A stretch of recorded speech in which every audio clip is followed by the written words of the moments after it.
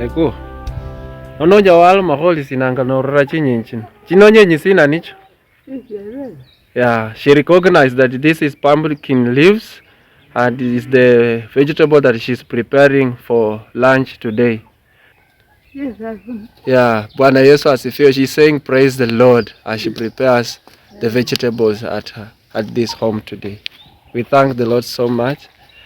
Since she got well, she recognized people, she recognized everything, and she's very calm at her home. As you saw earlier, she was also preparing, she was also cleaning the compound, and she was also washing her own clothes.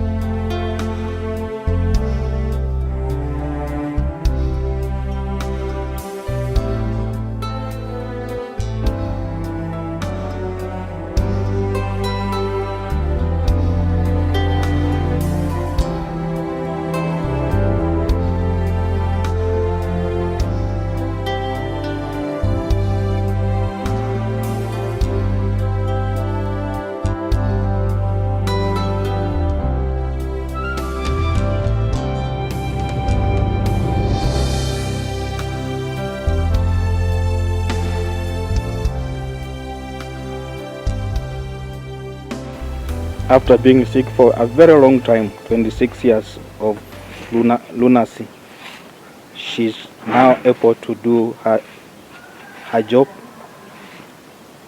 She can sweep. She's now able to clean the compound. Very, very powerful after God restoring her. Mama Loice can now clean the compound.